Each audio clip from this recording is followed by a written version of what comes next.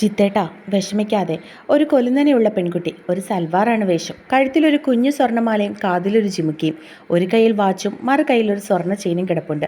ഒരു ബ്ലാക്ക് പാൻറ്റും വൈറ്റ് ഷർട്ടും ഇട്ട് അത്യാവശ്യം ഹൈറ്റും വെയിറ്റുമുള്ള, മീശ കട്ടിക്ക് വെച്ച് കഴുത്തിലൊരു ചെയിനും ഇടത് കയ്യിൽ ഒരു വാച്ചും വലത് ചെവിയിൽ ഒരു കുഞ്ഞു കടുക്കനുമിട്ട് തൻ്റെ അടുത്ത് ദയനീയമായി ഇരിക്കുന്ന അവൻ്റെ കയ്യിൽ പിടിച്ചുകൊണ്ട് പറഞ്ഞു: എങ്ങനെയാ കാത്തു ഞാൻ സമാധാനത്തോടെ ഇരിക്കേണ്ടത്?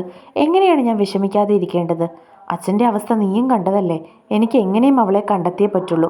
അച്ഛൻ്റെ അവസാന ആഗ്രഹം പോലെ അച്ഛൻ്റെ മകളെ, എൻ്റെ കുഞ്ഞനുജത്തിയെ എനിക്ക് കണ്ടെത്തണം കാത്തു. പക്ഷെ എങ്ങനെ, എവിടെ പോയി അന്വേഷിക്കുമെന്ന് എനിക്കൊരു എത്തും പിടിയും കിട്ടുന്നില്ല. അവൻ മറുപടി പറഞ്ഞു.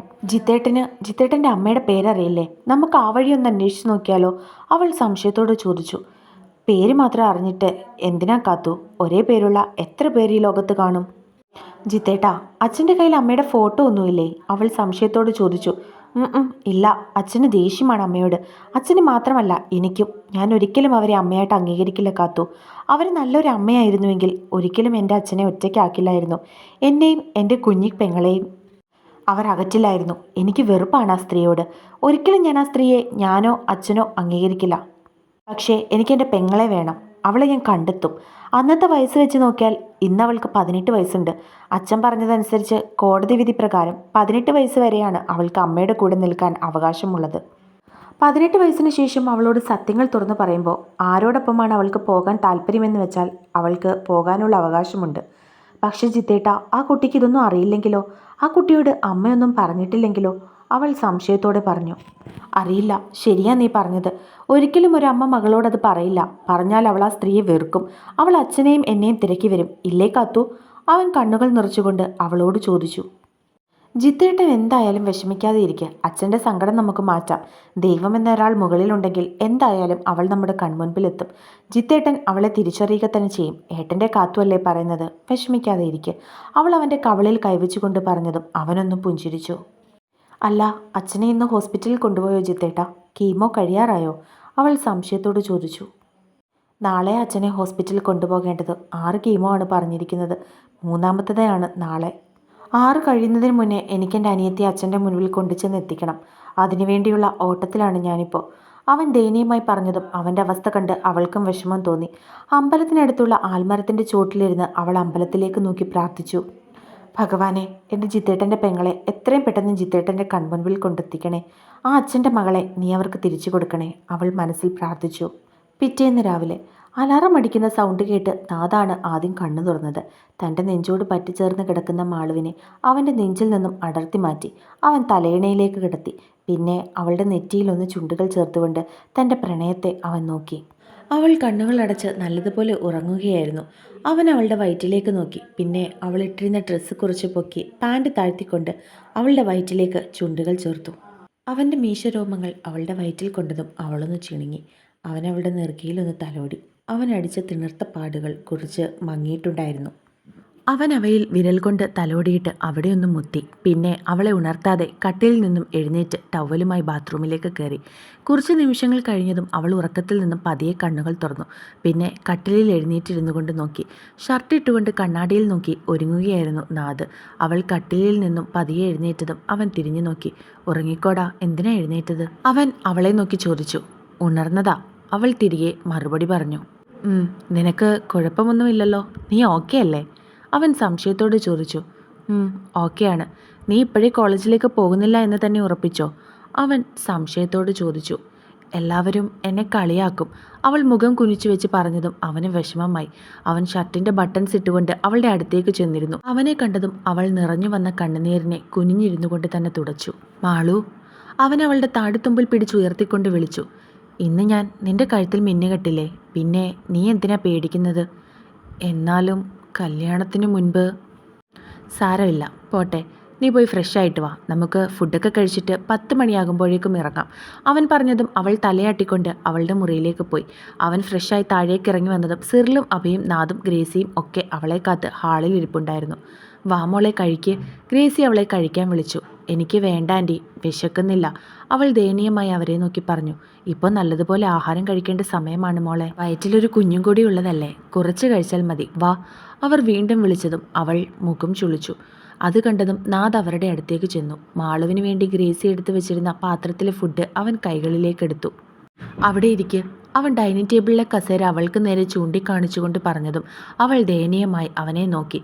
ഇരിക്കും മാളു, അവൻ വീണ്ടും പറഞ്ഞതും അവൾ മുഖം ചുളുക്കി. ഇരിക്കടി, അവൻ ദേഷ്യത്തോടെ പറഞ്ഞതും അവൾ യാന്ത്രികമായി കസേരയിലേക്കിരുന്നു. അഭിയും സിറിലും പരസ്പരം നോക്കി ചിരിച്ചു. അവൻ കയ്യിലുണ്ടായിരുന്ന അപ്പം കറിയിൽ മുക്കി അവൾക്ക് നേരെ നീട്ടി. അവൾ വാ തുറക്കാഞ്ഞതും അവൻ ദേഷ്യത്തോടെ അവളെ നോക്കി. അവൻ്റെ ദേഷ്യം കണ്ട് പേടിച്ച് അവൾ വാ തുറന്നു. അവൻ അവളെ കയ്യിലുണ്ടായിരുന്ന അപ്പം മുഴുവൻ അവളെ കൊണ്ട് കഴിപ്പിച്ചു. പിന്നെ പ്ലേറ്റ് ഗ്രേസിക്ക് നേരെ നീട്ടിയതും ഗ്രേസി അവനെ നോക്കി ചിരിച്ചു. അവനും ചിരിച്ചുകൊണ്ട് കണ്ണ് ചിമ്മി കാണിച്ചു. മാളു അപ്പോഴും മുഖവും വീർപ്പിച്ചിരിക്കുകയായിരുന്നു. കുറച്ചു കഴിഞ്ഞതും അവർ രജിസ്റ്റർ ഓഫീസിലേക്ക് ഇറങ്ങി. പോകുന്നതിന് മുൻപ് മാളുവിൻ്റെ അമ്മയെ വിളിച്ച് ഗ്രേസി കാര്യങ്ങളൊക്കെ പറഞ്ഞു. മാളുവിനോടും അവർ സംസാരിച്ചു. നാഥ് ആദ്യം സൈൻ ചെയ്തതും മാളു അവൻ്റെ തൊട്ടടുത്ത് സൈൻ ചെയ്തു. അഭിയും അവൻ്റെ അമ്മയും സാക്ഷികളുടെ സ്ഥാനത്ത് ഒപ്പിട്ടു. മാളു സൈൻ ചെയ്തതിന് ശേഷം നിറഞ്ഞ കണ്ണുകളോടെ അവനെ നോക്കി. അവൻ അവളെ ചേർത്ത് പിടിച്ച് നെറ്റിയിലൊന്ന് ചുംബിച്ചു. നാഥ്, എങ്കിൽ ഞാൻ കോളേജിലേക്ക് പോകുക. നിങ്ങളിന്ന് കോളേജിലേക്ക് ഇല്ലല്ലോ അല്ലേ? ഗ്രേസി ചോദിച്ചതും അവൻ ഇല്ലെന്ന് പറഞ്ഞു. അവർ അവിടെ നിന്നും നേരെ കോളേജിലേക്ക് പോയതും നാഥും മാളും അഭിയും സിറിലും കൂടി വീട്ടിലേക്ക് തിരിച്ചു.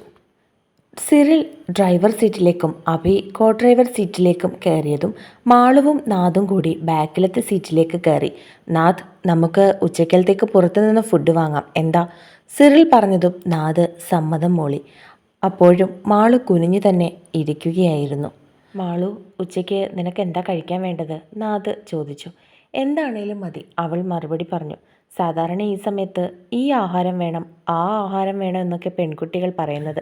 ഇവിടെ മാളു കൊച്ചിന് ഒരാഹാരവും വേണ്ട. അഭി ചിരിച്ചുകൊണ്ട് അവളെ കളിയാക്കി.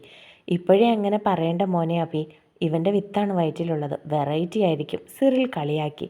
ആണോടി? അവൻ അവളെ നോക്കി മീശ പിരിച്ചുകൊണ്ട് ചോദിച്ചതും അവൾ സങ്കടത്താൽ കലർന്ന ഒരു പുഞ്ചിരി തിരികെ കൊടുത്തു. ഇനിയും സങ്കടമാണോ പെണ്ണെ? അവൻ അവളുടെ തോളിൽ കൂടി കൈയിട്ടുകൊണ്ട് അവനോട് ചേർത്ത് പിടിച്ച് ചോദിച്ചതും അവൻ്റെ നെഞ്ചിലേക്ക് വീണ അവൾ പൊട്ടിക്കരഞ്ഞു. എന്താ നാഥ്, എന്തു പറ്റി? സിറിൽ വണ്ടി സൈഡിലേക്ക് ഒതുക്കിക്കൊണ്ട് അവലാതിയോട് ചോദിച്ചു. അവനൊന്നുമില്ല എന്ന് കണ്ണു ചിമ്മി കാണിച്ചുകൊണ്ട് അവളെ ചേർത്ത് പിടിച്ചു. നെറ്റിയിൽ ചുംബിച്ചുകൊണ്ട് അവളുടെ നെറുകയിൽ തലോടിക്കൊണ്ടിരുന്നു. അവളുടെ സങ്കടം കരഞ്ഞു തീർക്കട്ടെ എന്ന് അവരും കരുതി. അവളുടെ കരച്ചിൽ കണ്ടതും നാഥിൻ്റെയും കണ്ണുകൾ നിറഞ്ഞു. അവൻ അവളെ വിടാതെ മുറുക്കി പിടിച്ചിരിക്കുകയായിരുന്നു. അവളുടെ കരച്ചിലൊന്ന് കുറഞ്ഞതും സിറിൽ വീണ്ടും വണ്ടിയെടുത്ത് വീട്ടിലേക്ക് തിരിച്ചു. എടാ സിറിൽ, ഇവിടെ വണ്ടി നിർത്തിക്കേ. ഒരു പള്ളി കണ്ടതും നാഥ് സിറിലിനോട് പറഞ്ഞു. സിറിൽ വണ്ടി പള്ളിയിലേക്ക് പാർക്ക് ചെയ്തതും നാഥ് ഇറങ്ങിയിട്ട് മാളുവിനെ നോക്കി. മാളു സംശയത്തോടെ നാഥിൻ്റെ മുഖത്തേക്ക് നോക്കി. ഇറങ്ങി വാ, ഇവിടെ വെച്ച് മിന്നുകെട്ടാം, ഇത് ഇവിടുത്തെ ഫേമസ് പള്ളിയാണ്, അവൻ പറഞ്ഞതും അവൾ തലയാട്ടിക്കൊണ്ടിറങ്ങി. അവൻ അവളുടെ കൈയും പിടിച്ച് പള്ളിയിലേക്ക് നടന്നു. പള്ളി തുറന്നിട്ടിരിക്കുകയായിരുന്നു. നാഥും മാളു പള്ളിയിലേക്ക് കയറിയതും സിറിലും അഭയും അവരുടെ പുറകെ ചെന്ന് ഒരു ബെഞ്ചിലേക്കിരുന്നു. അവൻ അകത്തേക്ക് കയറി തറയിൽ മുട്ടുകുത്തിയിരുന്നു. അവൻ മുട്ടുമേൽ നിന്ന് പ്രാർത്ഥിക്കുന്നത് കണ്ടതും മാളു സംശയത്തോടെ അവനെ നോക്കി. അവൻ അവളെ നോക്കി അവിടെ ഇരിക്കാൻ പറഞ്ഞതും അവൾ പതിയെ മുട്ടുമേൽ അവിടെ ഇരുന്നു. പിന്നെ പ്രാർത്ഥിക്കാൻ അവൻ കണ്ണുകൾ കൊണ്ട് ആക്ഷൻ കാണിച്ചതും അവൾ കൈകൾ കൂപ്പി നിറകണ്ണുകളോടെ മുൻപിലേക്ക് നോക്കി പ്രാർത്ഥിച്ചു. അവൾ പ്രാർത്ഥിച്ചുകൊണ്ട് നിന്നതും അവൻ പതിയെ എഴുന്നേറ്റ് അവളുടെ ബാക്കിലേക്ക് നിന്നുകൊണ്ട് പോക്കറ്റിലിരുന്ന മിന്നുമാല എടുത്ത് അവളുടെ കഴുത്തിലേക്ക് ഇട്ടുകൊണ്ട് കൊളുത്തിട്ടു. പ്രാർത്ഥിച്ചുകൊണ്ട് നിന്ന അവളുടെ കഴുത്തിൽ എന്തോ ഇഴയുന്നത് പോലെ തോന്നിയതും അവൾ കണ്ണുകൾ തുറന്ന് തൻ്റെ കഴുത്തിലേക്ക് നോക്കി. മിന്നിട്ട ഒരു സ്വർണ്ണമാലയായിരുന്നു അത്. അവൾ തല ചരിച്ചു വെച്ച് നാഥിനെ നോക്കിയതും അവൻ കണ്ണു ചിമ്മി കാണിച്ചു. അവനത് അവളുടെ കഴുത്തിലേക്ക് ഇട്ടുകൊടുത്തിട്ട് അവളെ പതിയെ എഴുന്നേൽപ്പിച്ചു. അവൾ കഴുത്തിൽ കിടക്കുന്ന മിന്നിനെയും അവനെയും മാറി മാറി നോക്കി. പിന്നെ അവനെ ഇറുക്കി കെട്ടിപ്പിടിച്ചു. അവനും ചിരിച്ചുകൊണ്ട് അവളെ ചേർത്ത് പിടിച്ചു. അവളുടെ നെറ്റിയിൽ ചുംബിച്ചു. അഭിയും സിറിലും പരസ്പരം നോക്കി ചിരിച്ചു. മിന്നി കെട്ടിക്കഴിഞ്ഞ് അവർ വീണ്ടും വണ്ടിയിലേക്ക് കയറി വീട്ടിലേക്ക് യാത്ര തിരിച്ചു. വീട്ടിലേക്ക് ചെന്ന് കയറിയതും നാഥ് മാളുവിനോട് കുറച്ചു നേരം പോയി കിടന്നോളാൻ പറഞ്ഞു. അവള് തലയാട്ടിക്കൊണ്ട് മുറിയിലേക്ക് പോയതും അവർ 3 പേരും ഹാളിലേക്കിരുന്നു. മാളുവിനോട് സത്യങ്ങളൊക്കെ തുറന്ന് പറയണ്ടേ നമുക്ക്? ജസ്റ്റ് അവളോടൊന്ന് സൂചിപ്പിക്കുകയെങ്കിലും ചെയ്യണ്ടേടാ, സിറിൽ സംശയത്തോട് ചോദിച്ചതും നാഥ് ഒന്ന് ആലോചിച്ചു. നീ എന്താ ആലോചിക്കുന്നത്? അഭി സംശയത്തോടെ അവനോട് ചോദിച്ചു. അങ്ങനെ എടുത്തു ചാടി അവളോടൊന്നും പറയാൻ പറ്റില്ല. കാരണം അവൾ കുഞ്ഞുനാൾ മുതലേ അവളുടെ അച്ഛനായി കരുതിയിരിക്കുന്നത് അയാളെയാണ്. അതൊരിക്കലും നമുക്ക് ഒരു വാക്കുകൾ കൊണ്ട് അർത്ഥം മുറിച്ച് കളയാൻ പറ്റുന്നതല്ല. അവൾക്ക് എന്നെ ഇഷ്ടമാണ്, പക്ഷേ അതുപോലെ അവൾ അയാളെയും സ്നേഹിക്കുന്നുണ്ട്. അവളോട് സത്യങ്ങൾ പറയുന്നതിന് മുൻപേ അവൾക്ക് അവളുടെ അച്ഛനെക്കുറിച്ച് എന്തൊക്കെയാണോ അറിയാവുന്നത് അത് അവളുടെ നാവിൽ നിന്നും എനിക്ക് കേൾക്കണം. അയാൾ എങ്ങനെയാണ് അവളെ നോക്കുന്നത്, അയാൾ എങ്ങനെയാണ് അവളെ സ്നേഹിക്കുന്നത്, എങ്ങനെയാണ് സംരക്ഷിക്കുന്നത് എന്നൊക്കെ അവൾ തന്നെ എന്നോട് പറയണം. അയാളുടെ ഭാഗത്തു നിന്ന് എന്തെങ്കിലും ഒരു നെഗറ്റീവ് അവൾ മനസ്സിലാക്കിയിട്ടുണ്ടെങ്കിൽ മാത്രമേ എനിക്ക് സത്യങ്ങളൊക്കെ അവളോട് പറയാൻ പറ്റുകയുള്ളൂ. അല്ലാതെ അവളുടെ അമ്മയെ തെറ്റുകാരിയാക്കി അത് അവളുടെ അച്ഛനല്ല എന്ന് എനിക്ക് എടുത്തു ചാടി പറയാൻ കഴിയില്ല. ഞാൻ അങ്ങനെ പറഞ്ഞാൽ അവൾ കരുതുന്നത് അവളുടെ അച്ഛനിൽ നിന്ന് ഞാൻ അവളെ അകറ്റാൻ ശ്രമിക്കുവാണെന്നാണ്. നാഥ് അവരെ നോക്കി പറഞ്ഞു. എടാ പക്ഷേ പറയാതെ ഇരുന്നാൽ അത് അതിനേക്കാൾ ദോഷമല്ലേ ചെയ്യുകയുള്ളൂ? സിറിൽ സംശയത്തോടെ പറഞ്ഞു. നമുക്കൊരു അന്വേഷണം നടത്തിയാലോ അവളുടെ അച്ഛനെയും ആ ചേട്ടനെയും പറ്റി? അവർ എന്തായാലും എവിടെയെങ്കിലും ജീവനോടെ ഉണ്ടാകുമല്ലോ. ചിലപ്പോൾ അവരും മാളുവിനെ അന്വേഷിച്ച് നടക്കുകയാണെങ്കിലോ, അവർക്ക് കണ്ടെത്താൻ സാധിക്കാത്തതാണെങ്കിലോ? അഭി സംശയത്തോടെ പറഞ്ഞു. ചിലപ്പോൾ ശരിയായിരിക്കാം, അവർ മാളുവിനെ അന്വേഷിക്കുന്നുണ്ടാകും. വരട്ടെ, നോക്കാം. അവൾ എന്തായാലും കുറച്ചു നേരം റെസ്റ്റ് എടുക്കട്ടെ, അതിനുശേഷം അവളോട് നമുക്ക് ചുമ്മാ സംസാരിച്ച് നോക്കാം. അപ്പോൾ അവൾ എന്താ അച്ഛനെ പറ്റി പറയുന്നേ എന്ന് നമുക്കും അറിയാമല്ലോ. നാഥ് പറഞ്ഞതും സിറിലിനും അഭിക്കും അത് ശരിയാണെന്ന് തോന്നി. കുറച്ചു നേരം അവൾ കിടന്നിട്ട് വീണ്ടും താഴേക്ക് ഇറങ്ങി വന്നതും അവർ 3 പേരും ഹാളിലിരുന്ന് TV കാണുന്നതാണ് കണ്ടത്. വാ മോളെ, വന്നിരിക്കെ. അവൾ ഇറങ്ങി വരുന്നത് കണ്ടതും സിറിൽ അവളോട് പറഞ്ഞു. അവൾ അവരെ നോക്കി ഒന്ന് പുഞ്ചിരിച്ചുകൊണ്ട് നാഥിൻ്റെ അടുത്തേക്ക് ചെന്നിരുന്നു. അവൾ വന്നിരുന്നതും നാഥ് ചിരിച്ചുകൊണ്ട് അവളുടെ മടിയിലേക്ക് തലവെച്ച് കിടന്നു. ആദ്യം ഒന്ന് അമ്പരന്ന് പോയെങ്കിലും പിന്നെ അവൾ അവൻ്റെ തലമുടിയിലേക്ക് കൈകൾ വെച്ചു. അത് കണ്ട് അവൻ ചിരിച്ചു. മോൾക്ക് അമ്മയാണോ അച്ഛനെയാണോ ഏറ്റവും കൂടുതൽ ഇഷ്ടം? അഭി തുടക്കമിട്ടു. എനിക്ക് രണ്ടുപേരെയും ഭയങ്കര ഇഷ്ടമാണ് ചേട്ടാ. ഞാൻ ഒറ്റമോളായതുകൊണ്ട് അച്ഛനും അമ്മയും എന്നെ ഭയങ്കര സ്നേഹത്തിലാണ് വളർത്തിയത്. അച്ഛനാണ് എനിക്ക് ഏറ്റവും കൂടുതൽ സ്നേഹം തന്നത്. എന്നെ മടിയിലിരുത്തുകയും എന്നെ എല്ലാ സ്ഥലത്തും കൊണ്ടുപോവുകയും ഞാൻ ചോദിക്കുന്നത് എന്തും വാങ്ങിത്തരികയും ഒക്കെ ചെയ്യുന്നത് അച്ഛനാണ്. അമ്മ പിന്നെയും കുറച്ചും കൂടി ഒരു സ്ട്രിക്റ്റ് ആയിരുന്നു. അച്ഛൻ്റെ അടുത്ത് ഞാൻ കൂടുതൽ അടുക്കുന്നത് അമ്മയ്ക്ക് ഇഷ്ടമല്ല. അവൾ അത് ചെറിയ വിഷമത്തോടെ പറഞ്ഞു. അതെന്താ? അഭി സംശയത്തോട് ചോദിച്ചു. അറിയില്ല, പക്ഷേ അച്ഛനെ ഞാൻ കെട്ടിപ്പിടിക്കുന്നതും അച്ഛന് ഞാൻ ഉമ്മ കൊടുക്കുന്നതും ഒക്കെ കാണുമ്പോൾ അമ്മ പെട്ടെന്ന് എന്നെ വിളിച്ചുകൊണ്ട് അകത്തേക്ക് പോകും. ഞാൻ പലതവണ അത് അമ്മയോട് ചോദിച്ചിട്ടുണ്ട്, പക്ഷെ അമ്മ എനിക്ക് ഉത്തരം തന്നിട്ടില്ല. പിന്നെ ഞാൻ ചോദിക്കാനും പോയില്ല. അമ്മയ്ക്ക് ചിലപ്പോൾ കുശുമ്പായിരിക്കും ഞാൻ അച്ഛനെ കൂടുതൽ സ്നേഹിക്കുന്നത്. അവൾ ചിരിയോടെ പറഞ്ഞു. മാളു അച്ഛൻ്റെയും അമ്മയുടെയും കൂടെയാണോ കിടക്കുന്നത്? സിറിൽ സംശയത്തോട് ചോദിച്ചു. അത് കേട്ടതും അവളൊന്ന് പുഞ്ചിരിച്ചു. ഞാനൊരു 5ാം ക്ലാസ് വരെ മാത്രമേ അച്ഛൻ്റെയും അമ്മയുടെയും കൂടെ കിടന്നിട്ടുള്ളൂ. അതിനുശേഷം അമ്മ എന്നോട് മറ്റൊരു മുറിയിൽ പോയി കിടക്കാൻ പറഞ്ഞു. ആദ്യമൊക്കെ എനിക്ക് ഭയങ്കര വിഷമമായിരുന്നു ഒറ്റയ്ക്ക് കിടക്കാൻ. ഞാൻ അമ്മയോട് പറഞ്ഞതാണ് എന്നെ കൂടി അവരുടെ കൂടെ കിടത്താൻ. അമ്മ സമ്മതിച്ചില്ല. പിന്നെ എൻ്റെ വിഷമം കണ്ടിട്ട് അമ്മ എൻ്റെ അടുത്ത് വന്ന് കിടക്കും. പിന്നെ ഞാനും അമ്മയും മാത്രമായിരുന്നു കിടക്കുന്നത്, അച്ഛൻ മറ്റൊരു മുറിയിലും. അവൾ ചിരിച്ചുകൊണ്ട് പറഞ്ഞു. അവൾ നിഷ്കളങ്കമായി ഓരോന്ന് പറയുന്നത് കേട്ട് കിടക്കുകയായിരുന്നു നാഥ്. സിറിലിനും അഭയ്ക്കും അവൾ അച്ഛനെപ്പറ്റി പറയുന്നത് കേട്ടതും ഒന്നും ചോദിക്കാനും പറ്റാത്ത അവസ്ഥയായിരുന്നു. ഞാനൊരു കാര്യം ചോദിച്ചാൽ മോള് സത്യം പറയുമോ? അഭി സംശയത്തോട് ചോദിച്ചു. എന്താ ചേട്ടാ? അവളും സംശയത്തോടെ തിരികെ ചോദിച്ചു. സപ്പോസ് മാളുവിൻ്റെ അച്ഛൻ ഇവിടെ വന്നു എന്നിരിക്കട്ടെ, ഇതൊക്കെ അറിഞ്ഞു എന്നിരിക്കട്ടെ. അങ്ങനെ ഉണ്ടാവുകയാണെങ്കിൽ മാളുവിൻ്റെ അച്ഛൻ മാളുവിനെ വിളിച്ച അച്ഛൻ്റെ ഒപ്പം മോള് പോകുമോ? അഭി സംശയത്തോട് ചോദിച്ചതും മാളു നാഥിനെ നോക്കി. പറമോളെ, മോള് അച്ഛൻ വിളിച്ചാൽ പോകുമോ? അവൻ വീണ്ടും ചോദിച്ചു. അറിയില്ല, അവൾ ദയനീയമായി പറഞ്ഞു. അത് കേട്ടതും നാഥ് ദേഷ്യത്തോടെ മുഷ്ടി ചുരുട്ടി. സിറിൽ അവനോട് അരുത് എന്ന് കണ്ണു കാണിച്ചു. അവൻ ദേഷ്യം അടക്കി പിടിച്ച് അവളുടെ മടിയിൽ കിടന്നു. ശരി, അത് പോട്ടെ. ഈ കുഞ്ഞിനെ വേണ്ടാന്ന് അച്ഛൻ പറഞ്ഞാലോ? അപ്പോൾ മോൾ അബോർഷൻ ചെയ്യുമോ? അഭി വീണ്ടും ചോദിച്ചതും അവൾ ഞെട്ടി. ഞങ്ങൾ ചുമ്മാ ചോദിക്കുന്നതാ കേട്ടോ. സപ്പോസ് അങ്ങനെ ഉണ്ടായാൽ മോളുടെ അഭിപ്രായം അറിയാൻ വേണ്ടിയിട്ടാണ്. അവളുടെ ഞെട്ടൽ കണ്ടതും സിറിൽ പറഞ്ഞു. ഇല്ല, ഈ കുഞ്ഞിനെ ഞാൻ ആർക്കു വേണ്ടിയും വേണ്ടെന്ന് വെക്കില്ല. ഇച്ചായൻ്റെ സമ്മതമില്ലാതെ ഞാൻ ഈ കുഞ്ഞിനെ അബോർഷൻ ചെയ്യില്ല. അവൾ വയറ്റിൽ കൈവച്ചുകൊണ്ട് പറഞ്ഞതും നാഥ് ചിരിച്ചു. സിറിൽ അഭിയോട് ഇനി ഒന്നും ചോദിക്കണ്ട എന്ന് പതിയെ പറഞ്ഞു. നിത്യ, നീ ഇവിടെ വന്നിരിക്കുകയായിരുന്നോ? നിന്നെ എവിടെയൊക്കെ നോക്കി? ആശ അവളുടെ അടുത്തേക്ക് വന്നുകൊണ്ട് ചോദിച്ചു. എന്താടി, എന്തു പറ്റി? നീ ഇവിടെ ജൂനിയേഴ്സ് പിള്ളേരെ പേടിപ്പിച്ചുകൊണ്ടിരുന്നോ? നാഥിൻ്റെ വിവാഹം കഴിഞ്ഞു, ആ ജാനകിയുമായിട്ട്. ആശ ദേഷ്യത്തോടെ പറഞ്ഞതും നിത്യ ഞെട്ടി എഴുന്നേറ്റു. വാട്ട്? അവൾ ദേഷ്യത്തോട് ചോദിച്ചു. സത്യമാണ് ഞാൻ പറഞ്ഞത്. എൻ്റെ ഒരു ഫ്രണ്ട് അവരെ 2 പേരെയും രജിസ്റ്റർ ഓഫീസിൽ വെച്ച് കണ്ടു. മറ്റൊരു കാര്യം എന്താണെന്നറിയോ? നമ്മുടെ മാമാണ് അവരുടെ വിവാഹം നടത്തിക്കൊടുത്തത്. ഏത് മാം? നിത്യ സംശയത്തോട് ചോദിച്ചു. ഗ്രേസി മാം, ദേ ഇത് കണ്ടോ? അവൾ അതും പറഞ്ഞ് ഫോൺ എടുത്ത് ഒരു ഫോട്ടോ കാണിച്ചു. അതിൽ രജിസ്റ്റർ ഓഫീസിൻ്റെ ഫ്രണ്ടിൽ നാഥും മാളുവും ഗ്രേസിയും കൂടി നിൽക്കുന്ന ഒരു ഫോട്ടോയായിരുന്നു. നോ, ഞാൻ സമ്മതിക്കില്ല. അവൻ എൻ്റെയാ. എനിക്ക് കിട്ടാത്തതൊന്നും അവൾക്കും കിട്ടണ്ട, നിത്യ ദേഷ്യത്തോടെ പറഞ്ഞു. അവരുടെ വിവാഹം കഴിഞ്ഞില്ലേ, ഇനിയിപ്പോൾ നമ്മൾ എന്ത് ചെയ്യും? അതും പോരാഞ്ഞിട്ട് നാദിൻ്റെ കുഞ്ഞാണ് അവളുടെ വയറ്റിലുള്ളത്. ഇനി നമുക്കൊന്നും ചെയ്യാൻ പറ്റില്ല നിത്യ. ആശ അവളോട് പറഞ്ഞതും നിത്യ അവളെ ദേഷ്യത്തോടെ നോക്കി. ആശ, അവളുടെ വീട്ടുകാരും അവൻ്റെ വീട്ടുകാരും എന്തായാലും ഈ കാര്യം അറിഞ്ഞിട്ടുണ്ടാകില്ല അല്ലേ? അറിഞ്ഞിട്ടുണ്ടായിരുന്നുവെങ്കിൽ അവരും ഈ വിവാഹത്തിന് വരില്ലായിരുന്നോ? അപ്പോൾ നമ്മളായിട്ട് അവരെ അറിയിച്ചാലോ? പിന്നത്തെ കാര്യം പറയേണ്ട കാര്യമില്ലല്ലോ അല്ലേ? നിത്യ പുച്ഛത്തോടെ പറഞ്ഞു. നിത്യ, നീ എന്താ ഉദ്ദേശിക്കുന്നത്? ഇതൊക്കെ ജാനകിയുടെയും അവൻ്റെ വീട്ടിൽ വിളിച്ചു പറയാമെന്നാണോ? ആശ സംശയത്തോടെ ചോദിച്ചു. ആദ്യം അവളുടെ വീട്ടിൽ, പിന്നെ അവൻ്റെ വീട്ടിൽ, എല്ലാവരും അറിയട്ടെ. അതുമാത്രമല്ല, ഇതിനൊക്കെ ചുക്കാൻ പിടിച്ച ആ സ്ത്രീ ഉണ്ടല്ലോ, ഗ്രേസി, അവർക്കും കൊടുക്കണം ഒരു കൊട്ട്. ആദ്യം അവളുടെ അച്ഛനെയും അമ്മയും, ഇനി വല്ല ചേട്ടനും ചേട്ടത്തിയും ഒക്കെ ഉണ്ടെങ്കിൽ അവരെയും. എല്ലാവരും അറിയട്ടെ മോളുടെ കഴപ്പ്. പഠിക്കാൻ വിട്ട അവള് ഇവിടെ ഒരുത്തൻ്റെ കൊച്ചിനെ വയറ്റിലിട്ടേക്കുവാണെന്ന് അവരും അറിയട്ടെടി. നിത്യ പുച്ഛിച്ചുകൊണ്ട് പറഞ്ഞതും ആശയും ചിരിച്ചു. നിത്യ, നിനക്ക് തോന്നുന്നുണ്ടോ ആ സ്ത്രീ നമുക്ക് ഡീറ്റെയിൽസ് എടുത്ത് തരുമെന്ന്? ആശ അവളെ നോക്കി സംശയത്തോടെ ചോദിച്ചു. പണം വാരി എറിഞ്ഞാൽ കിട്ടാത്ത കാര്യമുണ്ടോടി? നീ വാ. നിത്യ അവളെയും കൂട്ടി ഓഫീസിലേക്ക് നടന്നു. എടി, പ്രവീൺ ഇന്നലെ വിളിച്ചിരുന്നു. ഞാൻ ഇവിടെ നടന്ന കാര്യങ്ങളൊക്കെ അവനെ അറിയിക്കുന്നുണ്ടായിരുന്നല്ലോ. അവൻ പറയുന്നത് എന്താണെന്ന് വെച്ചാൽ നിന്നെ പറഞ്ഞ് മനസ്സിലാക്കാനാ. ആശ പറഞ്ഞതും നിത്യ സംശയത്തോടെ അവളെ നോക്കി.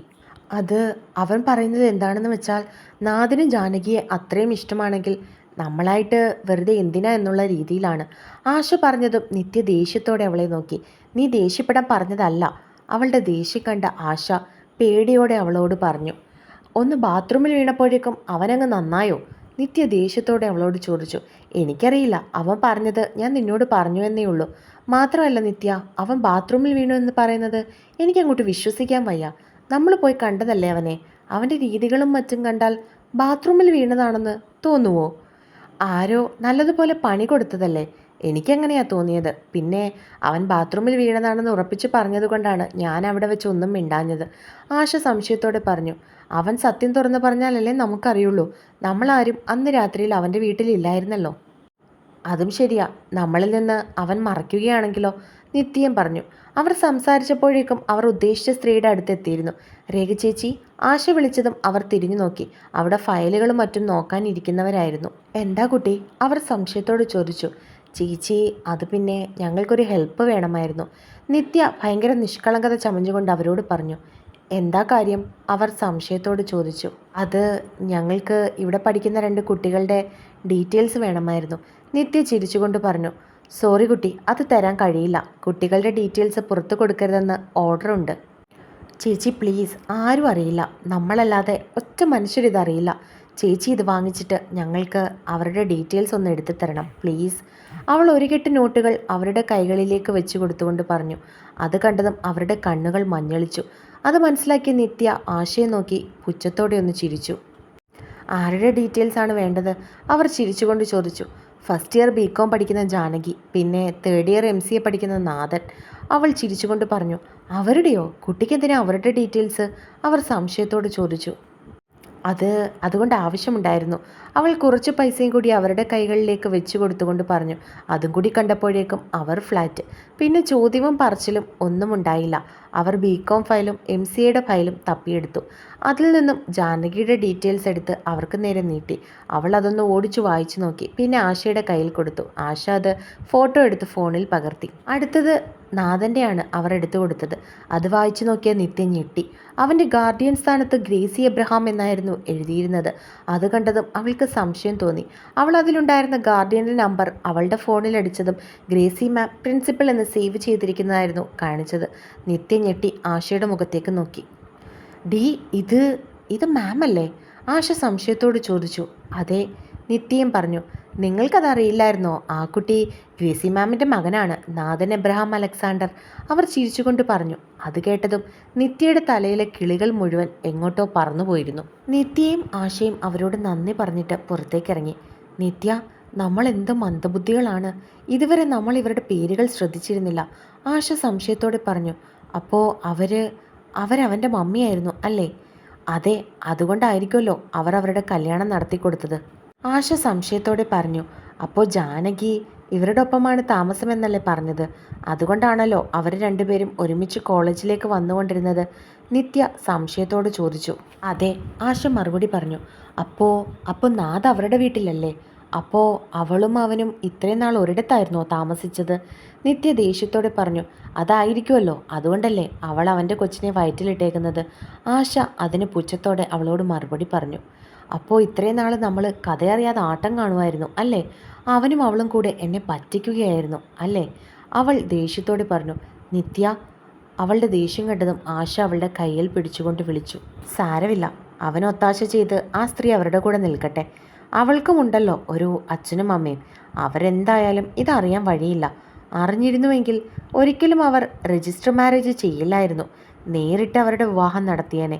ഇതിപ്പോൾ രജിസ്റ്റർ ചെയ്ത സ്ഥിതിക്ക് അവരൊന്നും അറിഞ്ഞിട്ടില്ല എന്നാണ് എനിക്ക് തോന്നുന്നത്. അറിഞ്ഞിട്ടില്ലെങ്കിൽ അറിയിക്കുക എന്നുള്ളത് നമ്മുടെ കടമയാണല്ലോ അല്ലേടി? നിത്യ പുച്ഛത്തോട് ചോദിച്ചതും ആശ കുടിലമായി ചിരിച്ചു. മോളെ ജാനകി, ഇനിയാണ് നീ അനുഭവിക്കാൻ പോകുന്നത്. നീ നാണം കെടും. നിൻ്റെ അച്ഛൻ്റെയും അമ്മയുടെയും മുമ്പിൽ, നാട്ടുകാരുടെ മുമ്പിൽ ഒക്കെ നീ നാണം കെടും. അങ്ങനെ നീയും അവനും തെറ്റ് ചെയ്തതോർത്ത് നീറി നീ ദിവസങ്ങൾ തള്ളി നീക്കും. മറ്റുള്ളവരുടെ കുത്തുവാക്കുകൾ കേട്ട് നിന്റെ വയറ്റിൽ കിടക്കുന്ന അവൻ്റെ കുഞ്ഞിനെ നീ വെറുക്കും. നിത്യ പുച്ഛത്തോടെ അവളുടെ ഡീറ്റെയിൽസ് ഉള്ള പേപ്പറിൽ നോക്കി പറഞ്ഞു. രാത്രിയിൽ നാദും സിറിലും മാളുവും ഗ്രേസിയും കൂടെ ഹാളിലിരിക്കുകയാണ്. അപ്പോഴാണ് ടി വിയിൽ ദം ബിരിയാണിയുടെ പരസ്യം കണ്ടത്. മാളു അതിലേക്ക് തന്നെ കണ്ണും വീഴ്ച നോക്കിയിരിക്കുവാണ്. നാദ് അവളെ ഇടയ്ക്കിടയ്ക്ക് നോക്കുന്നത് കൊണ്ട് അവനത് നന്നായിട്ട് തന്നെ കണ്ടിരുന്നു. മാളു അവൻ അവളുടെ കയ്യിൽ പിടിച്ചുകൊണ്ട് വിളിച്ചതും അവൾ എന്താണെന്നുള്ള അർത്ഥത്തിൽ അവനെ നോക്കി. നിനക്ക് വേണോ ആ ബിരിയാണി? അവൻ ചോദിച്ചതും അവൾ അതിശയത്തോടെ അവനെ നോക്കി. അവൾ മനസ്സിൽ ആഗ്രഹിച്ചത് അവൻ എങ്ങനെ മനസ്സിലാക്കി എന്നായിരുന്നു അവൾക്ക്. പറയ്, വേണോ? അവളുടെ കണ്ണും മിഴിച്ചുള്ള നോട്ടം കണ്ട് അവൻ വീണ്ടും ചോദിച്ചതും അവൾ തലകുലുക്കി. അത് കണ്ട് അവൻ ചിരിച്ചു. നിന്നോട് ഞാൻ പറഞ്ഞിട്ടില്ലേ, എന്താഗ്രഹം തോന്നിയാലും എന്നോട് പറയണമെന്ന്? അവൻ പറഞ്ഞതും അവൾ തലകുലുക്കി. മമ്മി, വൈകിട്ട് എന്താ കഴിക്കാൻ? നാദ് ഗ്രേസിയെ നോക്കി സംശയത്തോട് ചോദിച്ചു. ചോറിരിപ്പുണ്ടടാ, എന്തു പറ്റി? അവർ സംശയത്തോട് ചോദിച്ചു. ഞാൻ പോയി മാളുവിനൊരു ബിരിയാണി വാങ്ങിയിട്ട് വരാം, നമുക്ക് ചോറ് കഴിക്കാം, അവൻ ചിരിച്ചുകൊണ്ട് പറഞ്ഞു. ഇതിനെന്താ, നീ വാങ്ങിയിട്ട് വാ. ഗ്രേസി ചിരിയോടെ പറഞ്ഞതും അവൻ പോകാൻ എഴുന്നേൽക്കാൻ തുടങ്ങി. അവൻ എഴുന്നേറ്റതും അവൾ അവൻ്റെ കയ്യിൽ പിടിച്ചു. അവൻ എന്താണെന്നുള്ള അർത്ഥത്തിൽ അവളെ നോക്കി. എനിക്ക് മാത്രമായിട്ട് വാങ്ങണ്ട, അവൾ അവൻ്റെ കയ്യിൽ പിടിച്ചുകൊണ്ട് പറഞ്ഞു. അതൊന്നും സാരമില്ല, ഇപ്പോൾ നിന്റെ ആഗ്രഹത്തിനാണ് ഇവിടെ പ്രാധാന്യം, അവൻ ചിരിച്ചുകൊണ്ട് പറഞ്ഞിട്ട് അവളുടെ കൈകൾ വിടിയിച്ചു. പിന്നെ ബുള്ളറ്റിൻ്റെ താക്കോലെടുത്തു. ഞാനിവിടെ വരാടാ, അവൻ പോകുന്നത് കണ്ടതും സിറിൽ പറഞ്ഞു. അത് സാരമില്ല, ഞാൻ പോയിട്ട് ഇപ്പോൾ വരാം, അതും പറഞ്ഞ് അവൻ ഇറങ്ങി. അവൾ നാദ് പോകുന്നതും നോക്കി ഇരുന്നു. ചേട്ടാ, ദം ബിരിയാണി ഉണ്ടോ? അവൻ അവിടെ അറിയപ്പെടുന്ന ഒരു ഹോട്ടലിൽ കയറി ചോദിച്ചു. അയ്യോ, തീർന്നല്ലോ, ഒരെണ്ണം ഉണ്ടായിരുന്നത് ദേ. അവർ ഓർഡർ കൊടുത്തു. അയാൾ അവിടെ ഇരിക്കുന്ന ഒരു പെണ്ണിനെയും ചെറുക്കനെയും നോക്കി പറഞ്ഞു. നാദ് അയാൾ ചൂണ്ടിയ സ്ഥലത്തേക്ക് നോക്കി. ജിത്തു? അവൻ്റെ ചുണ്ടുകൾ മൊഴിഞ്ഞു. എന്തിനും അങ്ങോട്ടേക്ക് നോക്കിയ ജിത്തു നാദിനെ നോക്കി. നാദ്? അവനും പറഞ്ഞു. നീ എന്താ ഇവിടെ? ജിത്തു അവൻ്റെ അടുത്തേക്ക് വന്ന് സംശയത്തോട് ചോദിച്ചു.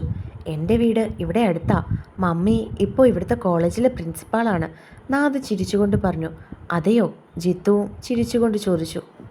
അല്ല, നീ എന്താ ഇവിടെ? നിന്റെ വീട് കൊല്ലത്തെവിടെയോ അല്ലേ? നാദ് സംശയത്തോട് ചോദിച്ചു. അതേടാ, ഇവൾക്ക് ഇവിടെ വെച്ചൊരു PSC എക്സാം ഉണ്ടായിരുന്നു, ഇവളെയും കൊണ്ട് വന്നതാണ് ഞാൻ. ഫസ്റ്റ് പ്രിഫറൻസ് കൊല്ലത്താണ് വെച്ചിരുന്നത്, പക്ഷേ കിട്ടിയത് ഇവിടെയും. പിന്നെ വന്ന് എഴുതാതിരിക്കാൻ പറ്റില്ലല്ലോ, അതുകൊണ്ട് ഇങ്ങു പോന്നു. പക്ഷേ ഇത് വല്ലാത്തൊരു സർപ്രൈസ് ആയിപ്പോയി കേട്ടോ. ഇനി ഒരിക്കലും തന്നെ കാണാൻ കഴിയുമെന്ന് ഞാൻ കരുതിയതല്ല. അന്ന് നമ്പർ കൂടെ വാങ്ങാൻ പറ്റിയില്ല. പിന്നെ താൻ അന്നും ഇന്നും ഒരുപോലെയാണ് ഇരിക്കുന്നത്, കുറച്ച് സൈസ് വെച്ചിട്ടുണ്ടെന്നേ ഉള്ളൂ, അതുകൊണ്ടാണ് പെട്ടെന്ന് എനിക്ക് മനസ്സിലായത്. ജിത്തു ചിരിച്ചുകൊണ്ട് അവനോട് പറഞ്ഞു. നീ അന്നും ഇന്നും ഒരുപോലെയാണ് ഇരിക്കുന്നത്, പ്രത്യേകിച്ച് ഒരു മാറ്റവുമില്ല. നാദും ചിരിയോടെ പറഞ്ഞു. അല്ല, ഇതാരാ, വൈഫാണോ? നാദ് കാത്തുവിനെ നോക്കി ചിരിച്ചുകൊണ്ട് ജിത്തുവിനോട് ചോദിച്ചു. അല്ലടാ, എൻ്റെ ഫ്രണ്ടാണ്. കുറച്ചുകൂടി പറഞ്ഞാൽ ഞാൻ വിവാഹം കഴിക്കാൻ പോകുന്ന പെൺകുട്ടിയാണ്. ഇവളുടെ അമ്മയ്ക്ക് സുഖമില്ലാതെ കിടപ്പാണ്, അതുകൊണ്ട് ഇവളുടെ എക്സാമിനെല്ലാം ഞാനാണ് ഇവളെ കൊണ്ടുപോകുന്നത്. ജിത്ത് ചിരിച്ചുകൊണ്ട് പറഞ്ഞതും നാദും പുഞ്ചിരിച്ചു. പേരെന്താ? നാദ് അവളെ നോക്കി ചോദിച്ചു. കാർത്തിക, കാത്തു എന്ന് വിളിക്കും, അവൾ നിറഞ്ഞ ചിരിയോടെ പറഞ്ഞതും അവനും ചിരിച്ചു. അല്ല, നീ എന്താ ഇവിടെ? രാത്രിയിൽ ഫുഡ് വാങ്ങാൻ വന്നതാണോ? ജിത്തു ചിരിച്ചുകൊണ്ട് ചോദിച്ചു. അതേടാ, എൻ്റെ വൈഫ് പ്രഗ്നൻ്റ് ആണ്, അവൾക്ക് ദം ബിരിയാണി കഴിക്കണമെന്ന് ആഗ്രഹം പറഞ്ഞു, അത് വാങ്ങാൻ ഇറങ്ങിയതാണ്. ഇവിടെ വന്നപ്പോഴാണ് തീർന്നു പോയെന്ന് മനസ്സിലായത്. പിന്നെ ലാസ്റ്റ് ഒരെണ്ണം ഉള്ളത് നിങ്ങൾ ഓർഡർ ചെയ്തു എന്ന് പറഞ്ഞു. നാദ് ചിരിച്ചുകൊണ്ട് അവരോട് മറുപടി പറഞ്ഞു. അപ്പോഴേക്കും അവർ ഓർഡർ ചെയ്തിരുന്ന ബിരിയാണി അങ്ങോട്ടേക്ക് കൊണ്ടുവന്നു. അതെ, ഇത് പാഴ്സൽ ചെയ്തേക്കുക കേട്ടോ. ജിത്തു ബിരിയാണി കൊണ്ടുവന്ന ആളിനെ നോക്കി ചിരിയോടെ പറഞ്ഞു. നാദ് സംശയത്തോടെ അവൻ്റെ മുഖത്തേക്ക് നോക്കി. വൈഫ് പ്രഗ്നൻ്റ് ആണെന്നല്ലേ നീ പറഞ്ഞത്? അപ്പോൾ ഈ ബിരിയാണി ഇപ്പോൾ ആവശ്യം ആ കുട്ടിക്കാണ്. അവൾക്ക് കൊണ്ടുപോയി കൊടുക്ക്. ഞങ്ങൾ വേറെ എന്തെങ്കിലും കഴിച്ചോളാം, ജിത്തു പറഞ്ഞു. അയ്യോ, അതൊന്നും വേണ്ടടാ, നിങ്ങൾ കഴിച്ചോ. ഞാൻ വേറെ എവിടെയെങ്കിലും ഉണ്ടോ എന്ന് നോക്കിക്കോളാം. അതൊന്നും പറഞ്ഞാൽ പറ്റില്ല. ഇവിടത്തേക്കാൾ നല്ല ബിരിയാണി ഇനി ഈ പ്രദേശത്ത് എങ്ങും കിട്ടില്ല. ഈ കട ഇവിടെ ഫേമസ് അല്ലേ. നീ ഇത് കൊണ്ടുപോയി ആ കുട്ടിക്ക് കൊടുക്ക്. അല്ല, വൈഫിൻ്റെ പേരെന്താ? ജിത്തു സംശയത്തോട് ചോദിച്ചു. അപ്പോഴേക്കും അയാളത് പാഴ്സൽ ചെയ്യാൻ കൊണ്ടുപോയിരുന്നു. ജാനകി. ഞങ്ങളെല്ലാവരും മാളു എന്ന് വിളിക്കും, നാദ് ചിരിയോടെ പറഞ്ഞു. അല്ല, നിങ്ങളിനി എപ്പോൾ ഡ്രൈവ് ചെയ്ത് ഇവിടുന്ന് അങ്ങ് വരെ എത്താനാണ്?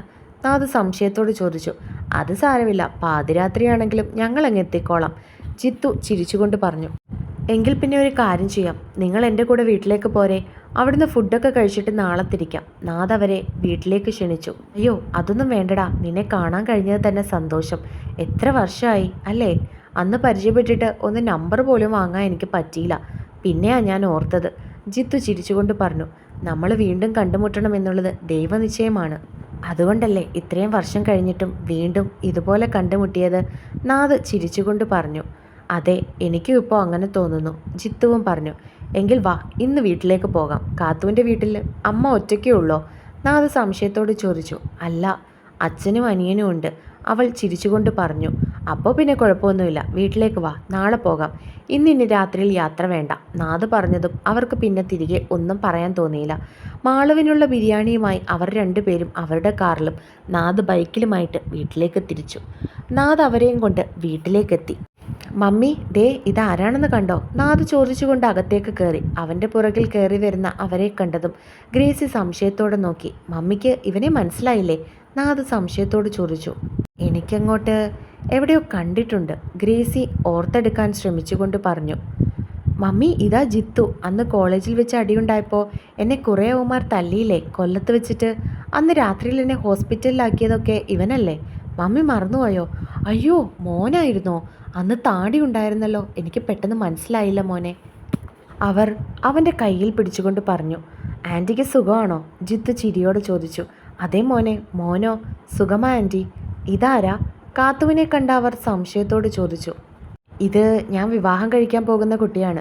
അതും പറഞ്ഞ് അവൻ കാത്തുവിനെ അവർക്ക് എല്ലാവർക്കും പരിചയപ്പെടുത്തി കൊടുത്തു. കാത്തു അവരെ എല്ലാവരെയും നോക്കി ഒന്ന് പുഞ്ചിരിച്ചു. അല്ല, വൈഫിനെ കണ്ടില്ലല്ലോ, എവിടെ? മാളുവിനെ എവിടെയെങ്കിലും കാണാഞ്ഞതും ജിത്തു സംശയത്തോടെ ചോദിച്ചു. മാളു എവിടെ മമ്മി? മോൾ ഇത്ര നേരം ഇവിടെ ഉണ്ടായിരുന്നു, പിന്നെ നീ വരുമ്പോൾ വിളിച്ചാൽ മതിയെന്നും പറഞ്ഞ് എൻ്റെ മുറിയിലേക്ക് പോയി, അവർ പറഞ്ഞു. അവൾക്ക് എന്തെങ്കിലും വയ്യായികയുണ്ടോ മമ്മി? അവൻ ആവലാതിയോട് ചോദിച്ചു.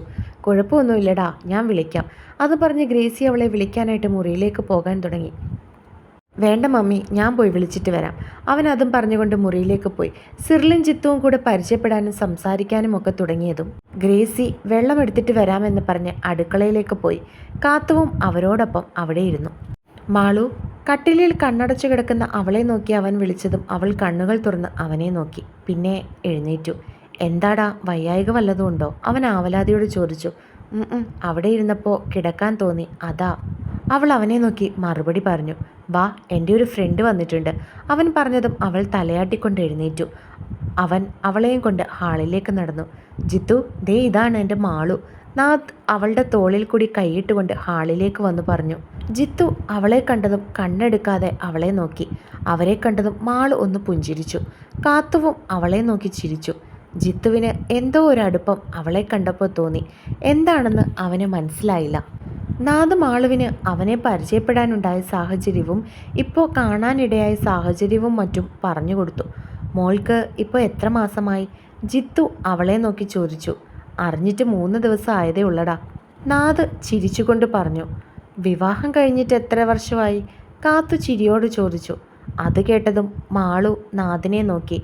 ഇന്ന് കഴിഞ്ഞതേ ഉള്ളൂ, നാദ് ചിരിയോടെ പറഞ്ഞു. എന്താ?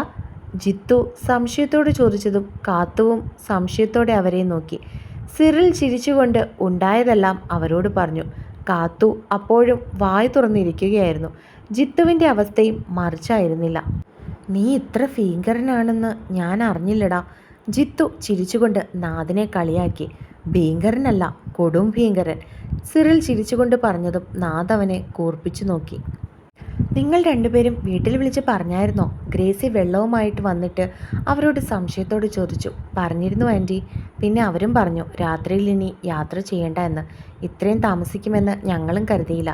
ഉച്ച കഴിഞ്ഞായിരുന്നു എക്സാം, അതാ ഇത്രയും താമസിച്ചത്, ജിത്തു പറഞ്ഞു.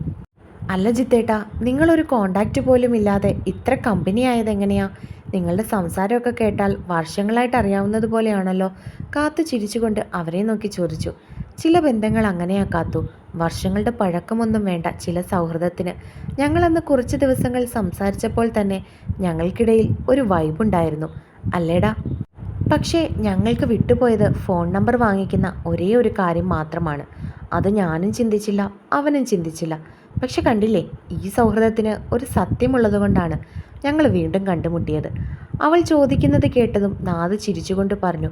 പക്ഷേ അപ്പോഴും ജിത്തുവിൻ്റെ കണ്ണുകൾ ഇതെല്ലാം കേട്ട് നാഥിൻ്റെ നെഞ്ചോട് ചേർന്ന് നിൽക്കുന്ന മാളുവിലായിരുന്നു.